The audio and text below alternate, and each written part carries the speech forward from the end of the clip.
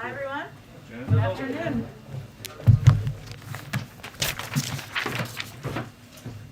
Okay, I have a update for all of you on some of the president's outreach and engagement as it relates to Build Back Better and his legislative agenda.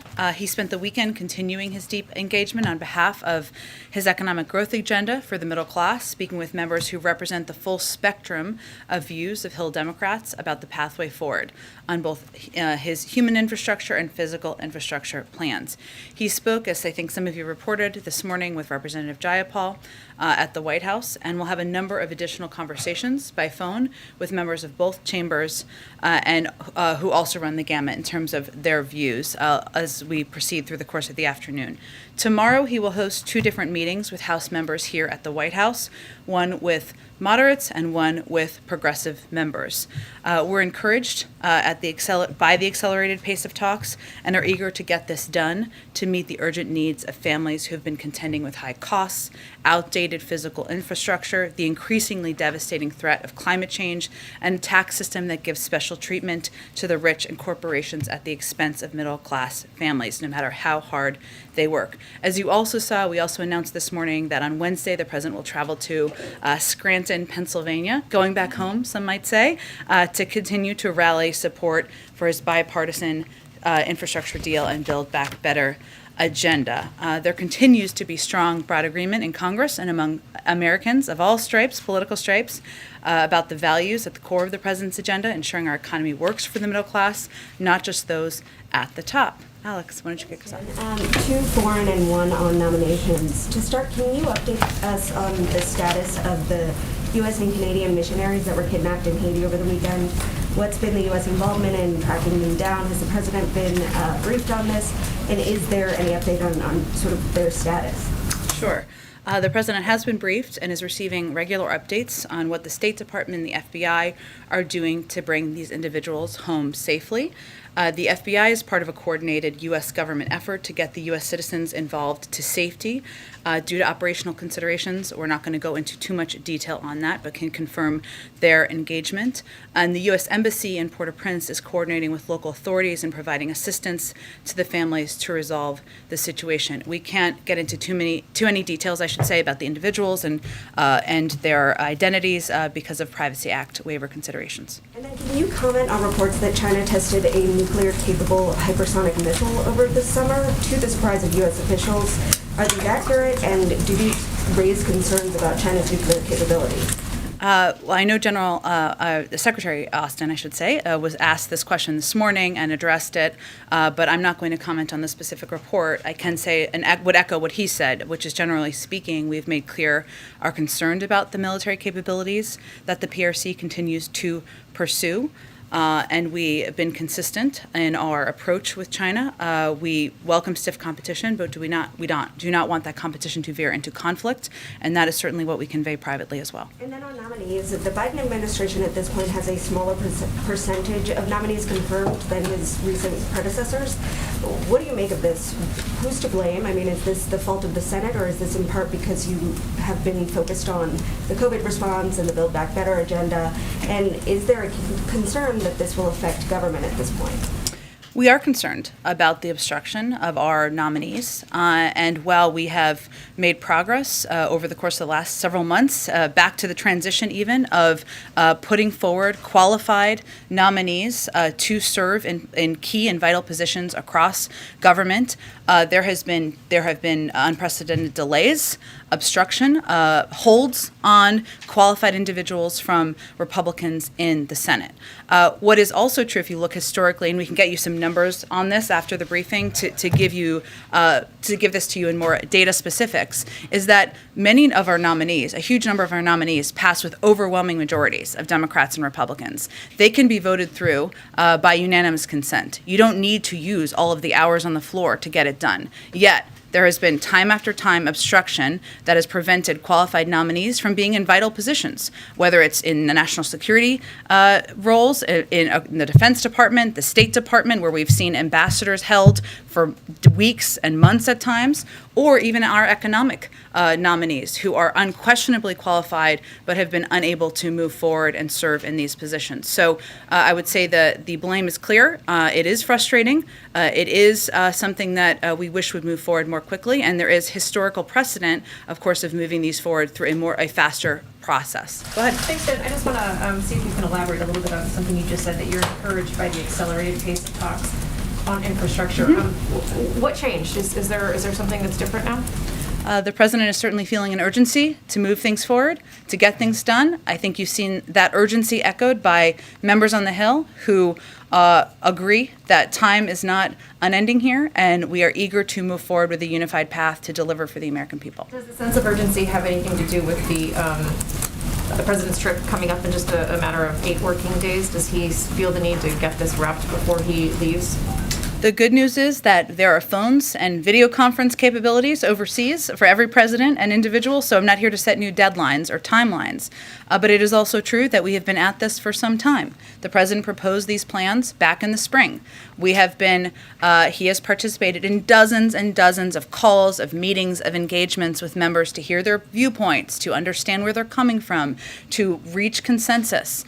And we are at a point where we feel an urgency to move things forward, and the pickup of meetings is a reflection of that. Just quickly on voting rights, I just wanted to get your reaction to the president of the NAACP, who's on the record saying that the administration's lack of urgency on this issue is, quote, appalling. He says the lack of priority on this issue will be the undoing of the legacy for this president.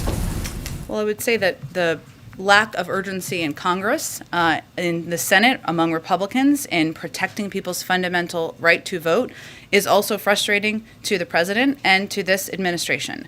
The United States Senate needs to act to protect the sacred right to vote, which is under unrelenting assault. No question. We agree with leaders from the NAACP and other activists who have expressed that concern. It's under unprecedented assault by proponents of the big lie and Republican legislatures, state legislatures across the country. It is urgent.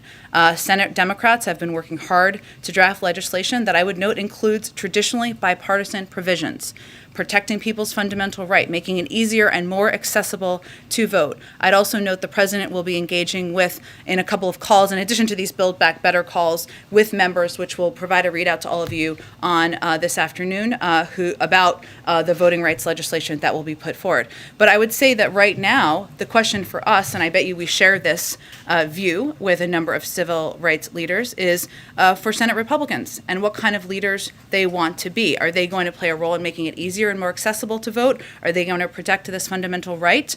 Or are they going to continue to be obstreperous, to use a word the president has used in the past, and put Democrats in a position where there is no alternative but to find another path forward? So it's really up to them. These are bipartisan proposals that have had bipartisan support. We're talking about people's fundamental rights.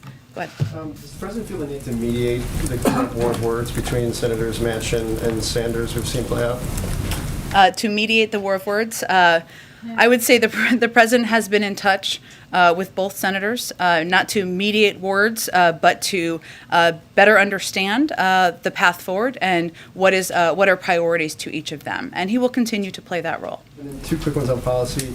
Senator Manchin has been pretty clear about his position or opposition to a clean energy standard for a while now, publicly. Presumably that's given your team time to try and figure out workarounds to that. Does the president still believe he can meet his emissions goals if a clean energy standard or CEPT is not in his final proposal? Well, President Biden has been clear about what he supports. 100% clean power by 2035 is a goal he committed to over a year ago. As you all know, that's why I think you're asking about it, and he remains committed to it. The good news is there are a range of good ideas and proposals out there from members of Congress about how this legislation can help meet that goal. And there's no question in our minds there is important debating right now happening about what the components of the climate proposals will be in these packages, that these packages will have a historic impact on addressing our climate crisis. I'd also note, can I say one more thing? I'd also note that the president also has not waited for legislation. He has led the shift toward electric vehicles. There are components in these packages that also will help move that forward. Phased out super pollutants like HFCs to greatly reduce emissions. Made across government investments in clean energy like offshore wind and solar. Made historic commitments to use every lever at his disposal to advance environmental justice and spur economic opportunity. So it is absolutely pivotal that these pieces of legislation have climate components, and they will, to address the climate crisis, but he has also not waited for that. He's also taken actions of his own accord. And then one more, one of the critical pay-fors in the package is tax enforcement. And I know you've discussed this a couple times the last couple of weeks, but given the scale of the ramp-up we've seen from the banking industry in opposition to the proposal you've laid out, what's the sense from the White House in terms of the pushback against that, or if they're concerned about the future of that proposal? Well, it should not be lost on anyone that the loudest opposition to these proposals and the biggest ad spending against them is from the biggest banks who simply do not want to be bothered by additional reporting on inflows and outflows. That should not be lost. We can certainly get you the numbers, or it's publicly available out there, on how much money is being spent and how vocal this opposition is. I would note that the top 1% is responsible for $163 billion a year in owed but unpaid taxes. So this proposal we're talking about is about preventing high-income individuals who are not typical wage earners, meaning they don't get paid through standard payroll, W-2s. The vast, vast majority, I think it's something like 97% of wage earners, are paying the taxes they owe. We're not talking about that here. We're talking about the highest income individuals, 1%, who are responsible for $163 billion a year in owed but unpaid taxes. There are discussions, active discussions, I would note, with Senator Wyden and others in Congress about how to ensure this is absolutely targeted at those who evade tax obligations, including on the cap and potential exemptions. But let's be clear what this is about. It's about big banks deciding to protect wealthiest Americans that get away with not paying the taxes they owe by fighting this common sense solution, and we want to be clear about that. Go ahead. I wanted to ask you about Moderna and the kind of concerns that exist on production levels. What is the Biden administration doing to sort of lean on this company? And Kessler has talked about using the tools that are available. Are you going to use the Defense Production Act, and how soon could that happen, and how quickly could that get production going? I don't have any new actions to preview for you, but what I can, and I think what you were alluding to, but for others who didn't see, Dr. Kessler did not mince words in his expression of what Moderna should be doing here, which is sharing their know-how with other parts of the world in order to increase capacity and production, something that we definitely support. So the process of technology transfers, as you know, involves teaching another company how to make a vaccine that takes specialized scientists and transferring intellectual property. We actually absolutely want that to happen. But my understanding is also that the U.S. government does not have the ability to compel Moderna to take certain actions, but it is something we support, we want to happen, and Dr. Kessler has been quite vocal about it as well. Is the president going to get involved in this discussion in any way in terms of maybe reaching out to the CEO? He's had conversations with other CEOs, of course. I don't have anything to preview on that front. I think there had been some questions, which is why I mentioned that we don't have the legal ability to compel. That doesn't change regardless of who's having the conversation, but certainly we have been pretty crystal clear about what we'd like to see happen here. Let me just follow up on that. The Defense Production Act does give you certain tools. Have you ruled out using it in this case? I'm not here to announce, preview, or rule out anything, but just to convey that our position continues to be that we would like to see them share their know-how to address this global pandemic. Can I just ask on the nominations question? Yeah. You mentioned the economic nominees, too. Yeah.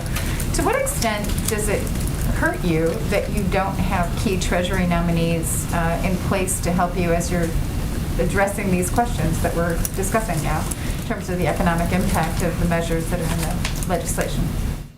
You mean in implementing measures once they're passed into law? Right. I mean, you don't have the assistant secretary for legislative affairs. You don't, Right. There are certain people for policy. The sort of key policy makers at Treasury who would be advising Secretary Yellen are not in place.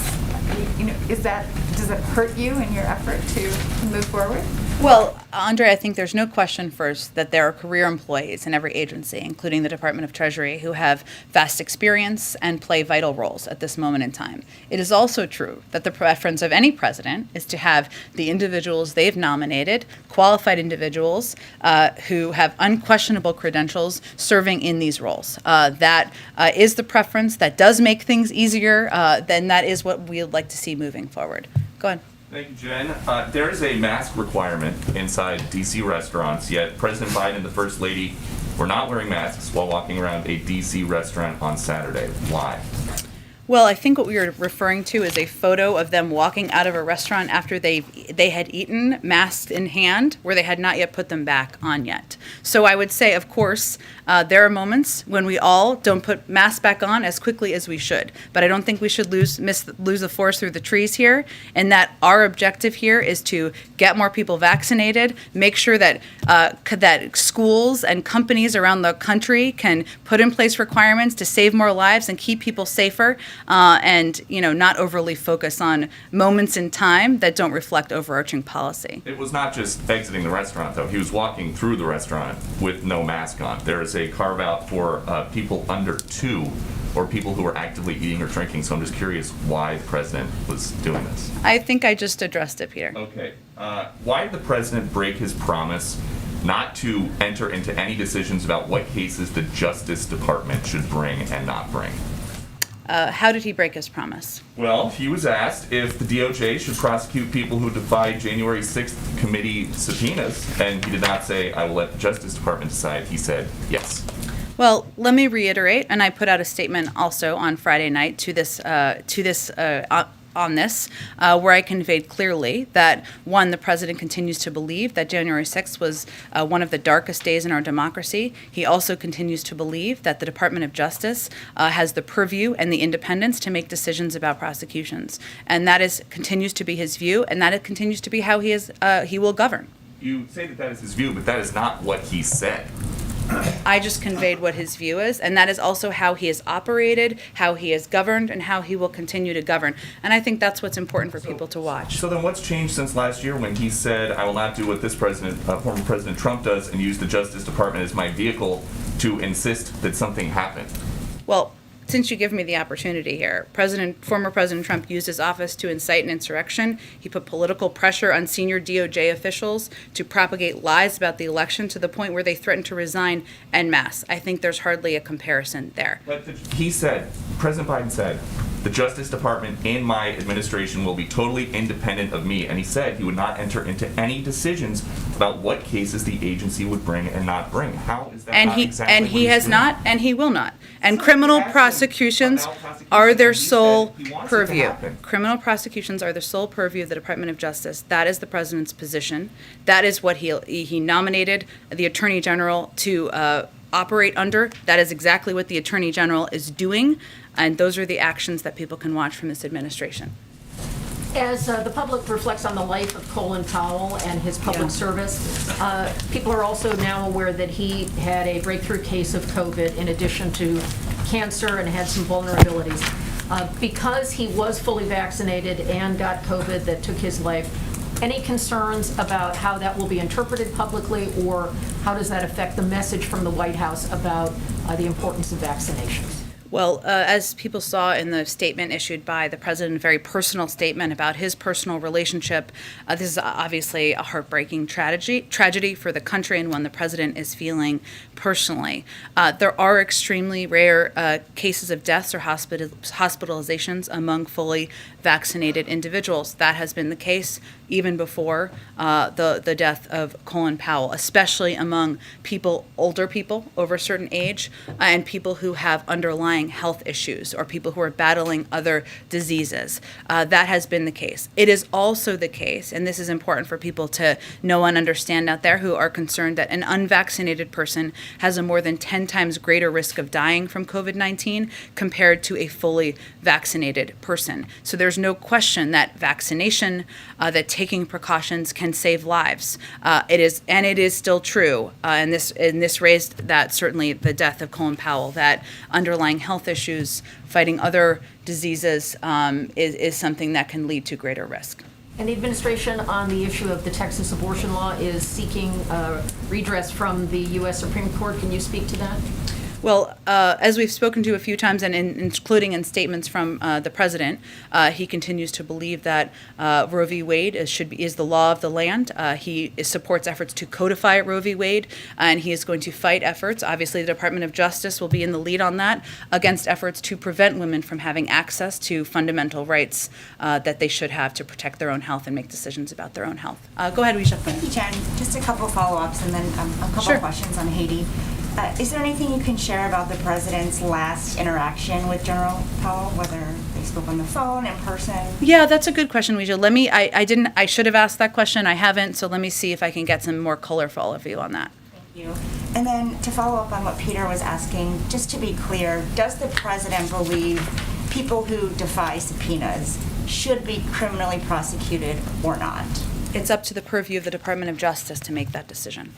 When he was asked that very question on Friday, he said yes. Does he stand by that answer? He believes it's an independent decision that should be made by the Department of Justice, and they'll make that decision.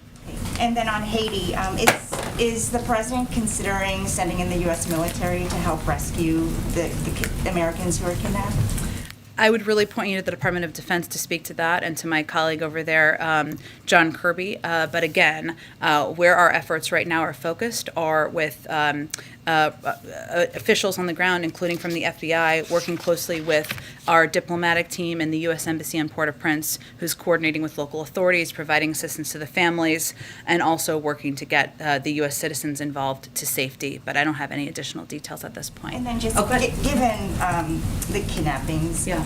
will the administration reconsider using Title 42 specifically to deport Haitians? Well- Given that it illustrates how dangerous and the situation is there. Well, I think there's a couple of things to unpack here that are very important for people to understand. One, Title 42 is used, as you know, but just for everybody, across the board, no matter what country you're coming from. There are about 90,000 people where Title 42 was applied in August. The vast, vast, vast overwhelming majority of those people were not from Haiti, but we apply Title 42 because we're in the middle of a global pandemic across the board. I would say that in this case, one thing to note is that we know that the efforts to kidnap people, to seek ransom, are prominent in places like Haiti. Not the only place, but they are targeted toward U.S. citizens, people who are presumed to have the funding and ability to pay those ransoms. That's one of the reasons why the State Department put out a warning in August. It's something we have seen rise since 2019, but that is a different issue than sending people of Haitian origin back to Haiti, and something that's evaluated at TPS is not what you asked about, but something that's evaluated by the Department of Homeland Security and the State Department. Thanks, Jen. Go ahead. Thanks. I wanted to ask about another marker that Senator Manchin has kind of put out, which is that he wants to cap the child tax credit to families making under $60,000 a year and add a work requirement. I know that you've said previously that the White House is okay with some means testing of these programs, that you don't want to negotiate from the podium. That being said, this represents what would be a pretty dramatic scaling back of what's been a signature part of the president's legislative accomplishments so far, and something that he and the vice president have touted pretty publicly. So to echo Phil's question on climate in some way, is this within the realm of possibility? How do you guys react to Senator Manchin kind of throwing down this marker? Well, I'm not going to react directly to Senator Manchin's point of view, because that's not particularly advantageous at this point in the negotiations. But I will say the president proposed an extension in the child tax credit because he feels that it is something that can not only help families make ends meet, it can help bring more women back into the workforce, and it is a vital part of his proposed packages. He has also, in the past, supported and continues to be open to supporting what can be called means testing or can be called caps on income, and there are a range being discussed, but I'm not going to speak to it further than that. OPEC failed to meet its output targets for September.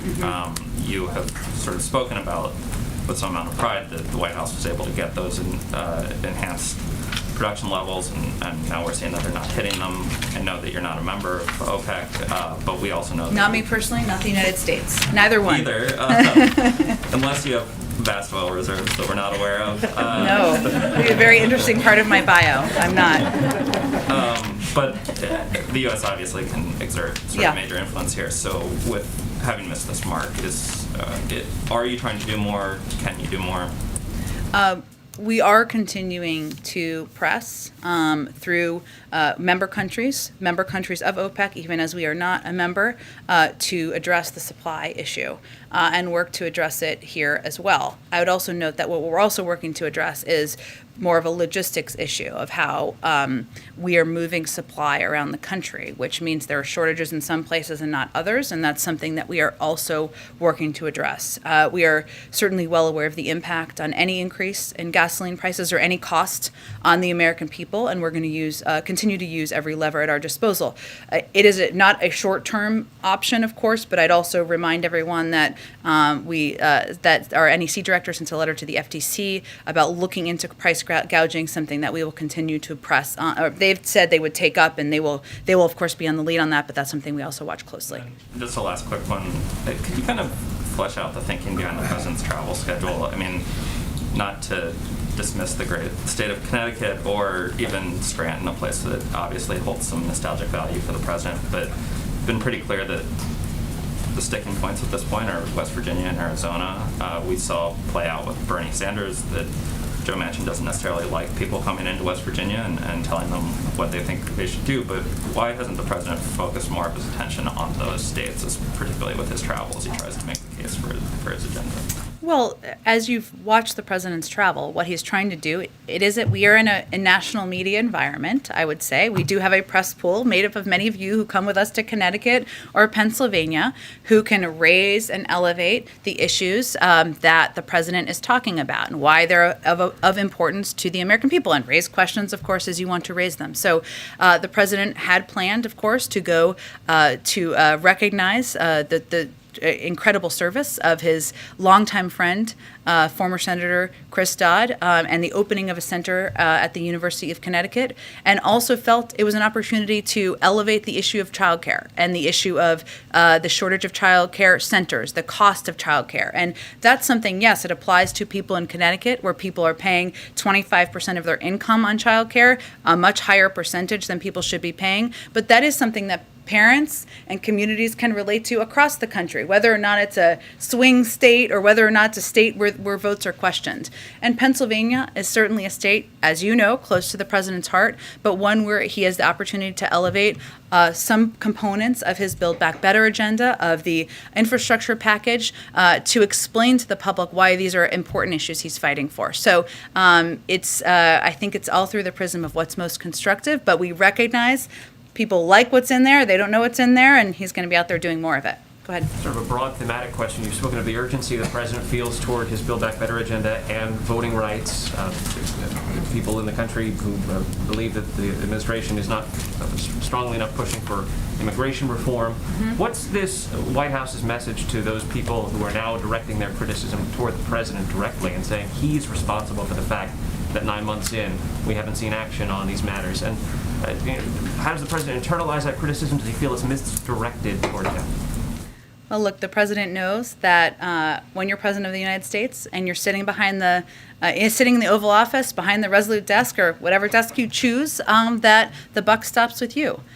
He also knows, having served 36 years in the Senate, that you need partnership in Congress to get bills passed. And that's the only way to make permanent change happen. So while he has taken action, executive actions, in a lot of these areas to put in place positive change, whether it's voting rights, whether it's doing more to have a more humane immigration system, in order to have fundamental change that is going to make people's lives better, that is is going to fix broken systems, you need Congress to act. That's how our system is set up historically. We've seen on immigration, of course, 2 attempts to move things through the parliamentarian. The president's support in legislation has supported those efforts, and he's going to continue to work with Congress to get that done. And on voting rights, again, I'd reiterate what I said a few minutes ago. The president is going to be engaged with Democrats and a range of members about the vote that's happening this week. It is something he believes it's a fundamental right, and his view is this question is really now on Republicans and what role they're going to play in history. And that's what he would tell I people. guess my question is, does he feel that the criticism of him is unfair? I don't think he has the luxury of analyzing the fairness or unfairness of criticism. Go ahead. Thanks. I know that we mentioned climate earlier, talked about climate earlier. I was wondering, though, when it comes to the clean energy performance plan, if that is not in the Build Back Better plan reconciliation bill, if that is not in there, how can the U.S. meet the climate goals that the president has set out? Well, I'm not going to speculate what's in or out as the negotiations are continuing. What I alluded to earlier is the fact that there are a range of climate ideas and proposals that are out there, both from what the president has proposed and also other ideas proposed by members of Congress, Democrats in Congress, about how to help address the climate crisis. And there's no question that whatever lands in the bill, it will be have a historic impact on addressing the climate crisis. But I also touched on a number of the steps that he's taken through his own executive actions and leadership to address the climate crisis. And we remain confident about our ability to meet the goal. And I guess, so this White House feels like, and I understand you can't say what's in or out of the bill, but you feel like you can meet your climate goals without a clean energy plan for power. You feel like that is possible. And can you explain how that would be done? Again, there's a range of proposals out there. As these proposals move forward, we'll continue to have a discussion about this. But we are confident that these packages will have an enormous impact on addressing the climate crisis. There are a range of ideas out there that have a great deal of support in Congress to do exactly that. And there are also a range, but I'm not going to outline those from here while these negotiations are ongoing. But we remain confident in our ability to reach our goal.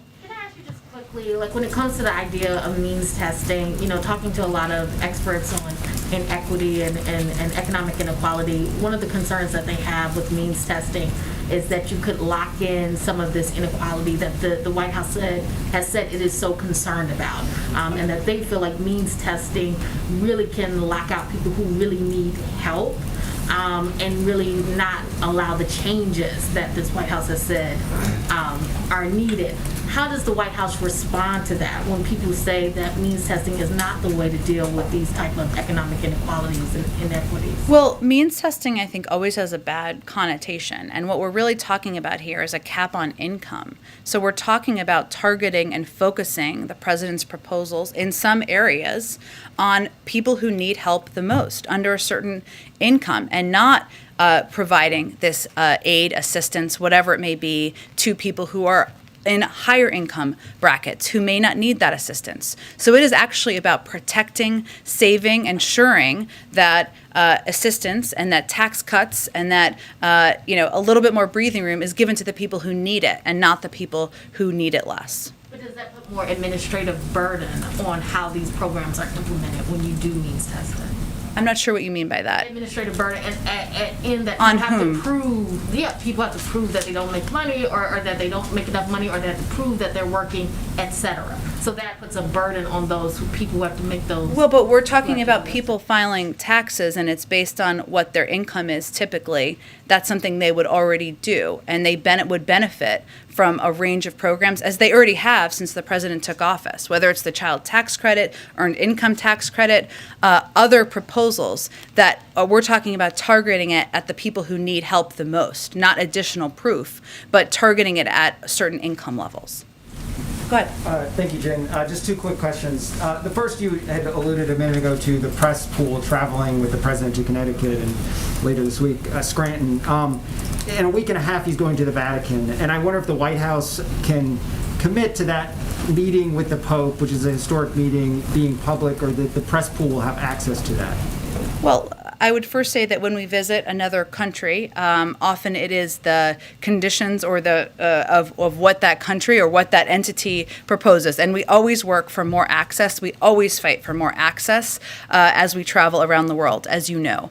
In terms of the specific press access for the Vatican, I don't have any updates for you on that. And secondly, there's been a couple questions from my colleagues about Senator Manchin and markers that he has laid down, which he's done publicly. Senator Sinema, who's also a crucial person in this dialogue, has done... All members are crucial. I think Sure. they'd argue. She's done a little bit less of that publicly. There's been some consternation as to what her wishes and demands are in this. Does the White House have a good understanding of that? And if so, is it sharing that with congressional Democrats? There are a range of conversations happening behind the scenes. I'll let these senators outline their proposals, what they support and don't support themselves. But on the White House side, do you guys know what she's wanting to be in or out of the bill? Again, we'll let them all speak for themselves. I'm not going to confirm or give more details from here on their positions. So DHS announced that they're bolstering their intelligence to better gather information and to monitor and predict migrants coming from South America and Central America. Why is this happening now, and why wasn't it in place already? So, I'm not actually sure what you're referring to. I'd have to dig into it further. Is it a specific program or? Yeah. So NBC News reported earlier today that they're building an intelligence gathering sort of cell, which DHS has confirmed to me as well that they are doing, to help better monitor and predict migrants that are coming, that could help DHS get resources to the border if they see migrants coming. Could also help with messaging to combat whatever messaging that is happening in that country. I guess. What kind of spurred that, and what are the goals for that? I think the Department of Homeland Security would really have all the details on this. I'm happy to check with them or connect you with the right person over there for more details, but it's really under their purview. And one question, I guess, with this kind of bolstering of intelligence, especially, in South America where we saw many of the Haitian migrants coming from, I guess, how does this affect, the White House, the Biden administration's goal to address root causes, which has been mostly focused in Central America? Well, let me get more details on this exact program, and we can talk more about it tomorrow or offline or what have you, and I can connect you to someone at DHS too. Go ahead, Karen. Thanks, Jen. The president was asked Friday night by ABC if he supported term limits for the Supreme Court, and he said no. He has said that before. He talked about that during the campaign season. But that appears to be the area in that draft report, the materials last week, that has, bipartisan agreement. Why is he ruling that out now before getting the final report in a couple weeks? As you know, he hasn't reviewed the final report, which again is an assessment. It's not recommendations. Obviously, you all have seen the draft out there, and there was a public meeting on Friday to discuss. So I think it's more reflection that his position hasn't changed. He hasn't reviewed the report yet, and I'm sure when he does, we'll have more to say. Publicly now that he doesn't support, he said just no, one word answer, that he doesn't support the proposal that does have the most widespread and bipartisan support as stated by that committee. Is the takeaway now that any changes to the court are not likely to happen? I think the takeaway should be he hasn't reviewed the report or the assessment from the Supreme Court committee, and that is consistent with what his position has been in the past. But thank you, Jen. Does the White House have any reaction to report of 2 airstrikes today on Tigray, northern Ethiopia? And also, last week, the president received the first African leader at the White House, the president of Kenya, Uhuru Kenyatta. What were the major achievements, and who is the next African leader to visit the White House? Well, I know the president enjoyed his meeting with President Kenyatta. We made a significant announcement as it relates to COVID vaccines that we were going to be donating to Africa and the African Union through the course of that meeting. I don't have anything to preview in terms of a next meeting. Go ahead, Francesca. Do you have any reaction to the airstrike on Ethiopia? I will get you something after the briefing. Go ahead. For you. Sure. So another comment the president made on Friday was that he was convinced that the spending legislation was going to get done, but they're not going to get the 3.5 trillion. We'll get less than that, but we're going to get it. And then he said, and we're going to come back and get the rest, end quote. What did he mean by we're going to come back and get the rest? Does he mean another reconciliation bill next year? What did he mean by that? He wasn't giving predicting a legislative vehicle. I think what he was conveying is we all know this is less than 3.5. There are discussions and negotiations in Congress about what that will look like, and things that are not included in here, he will continue to fight for in the future. Okay, and you mentioned a bunch of meetings that the president Yeah. is having, virtual or calls. We saw Yeah. him go up to Capitol Hill. Has he given any consideration to Terry McAuliffe's recommendation that he just sit all the leading lawmakers in a room and say you can't leave until you get a deal done? The president's been doing this a while, 36 years in the Senate, with all due respect for the recommendations of anyone outside, and he's going to continue to work with Democratic leadership about having the kinds of meetings and engagements that will help move this across the finish line. Lastly, on his schedule, do you expect that he will campaign in Virginia for Terry McAuliffe before he leaves for Europe this month? I don't have any scheduling updates today. Go ahead. Two questions. Your administration has said multiple times that its commitment to Taiwan is rock solid. So, given this rock solid commitment, what is the president's stance on letting the Taiwan mission here officially change its name to the Taiwan Representative Office? I would point you to the State Department. More. Rahm Emanuel's confirmation hearing to be the next U.S. Ambassador to Japan is Wednesday. If confirmed, what is the president hoping that Rahm Emanuel will bring to the table when it comes to strengthening U.S.-Japan ties? I think he's hoping that he will bring his commitment to public service and broad experience in policymaking to have a strong position in Japan from the United States. Go ahead. Thanks, Jen. You were asked earlier in the briefing about whether this urgency to get to a deal was driven by the president's travel schedule. I want to go at it from a different way. Sure. Because there is sort of at least one real deadline on October 31st as it relates to the surface transportation bill. That's been a sort of informal marker for leadership. Can you rule out that the president would cancel or postpone the trip if it's necessary to if there are votes scheduled around that time in order to work the vote? I think you can all fully plan for the president to be traveling to Rome and Glasgow on his scheduled trip. Has he given any direction to congressional leadership, because he would want to be presumably here for a vote, to schedule any votes accordingly to try to get it done before his departure or to wait until afterward? There are a range of ways to sign legislation into law, even if the president is not here. Thank you, Jen. Thanks, everyone. Thank you.